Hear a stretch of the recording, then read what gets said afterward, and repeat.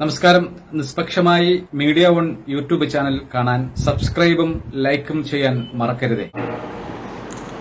പാറശാല നിയോജകമണ്ഡലത്തിന്റെ ആദരണീയനായ MLA CK Harindran സഹാവ് അവരുടെ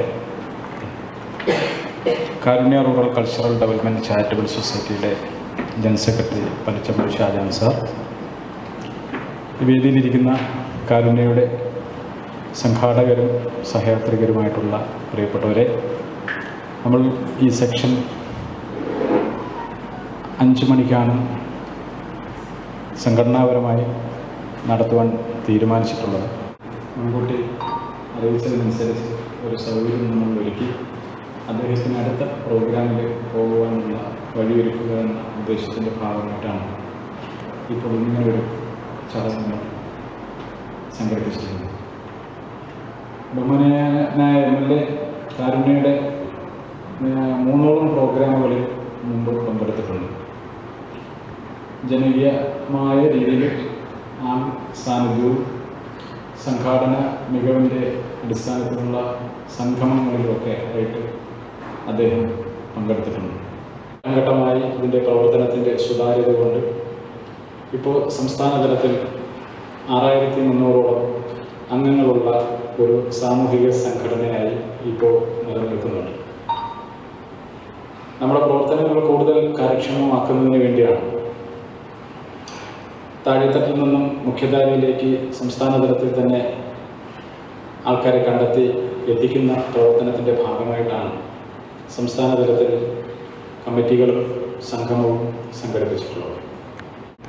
2 വാക്ക് സംസാരിക്കുന്നതിന് വേണ്ടി ആദരവോടും ക്ഷണിച്ചു. MLA ആവുന്നതിന് മുമ്പും നെയ്യാറ്റിൻകര താലൂക്കിൻ്റെ വിവിധ മേഖലകളിൽ പൊതുപ്രവർത്തനവുമായി കടന്നു ചെന്നിട്ടുള്ള ഒരു വലിയ സാമൂഹ്യ പ്രവർത്തകനാണ്.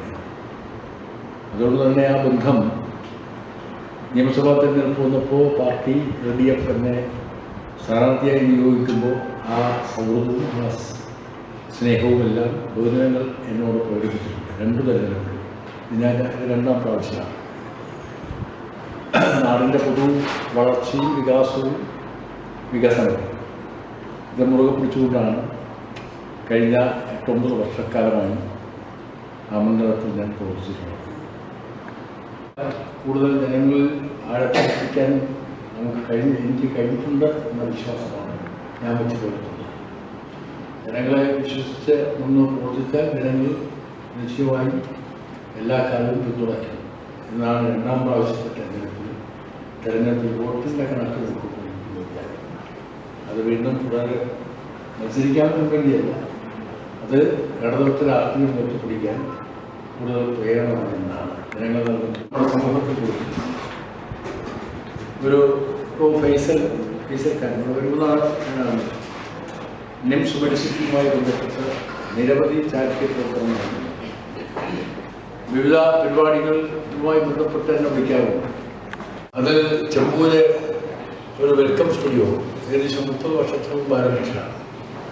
ആ വെൽക്കം സ്റ്റുഡിയോ നടത്തിപ്പോരുന്ന ശ്രീകുമാരൻ നായർ അദ്ദേഹം ക്യാൻസർ പേഷ്യൻ്റായി മരണപ്പെട്ടു.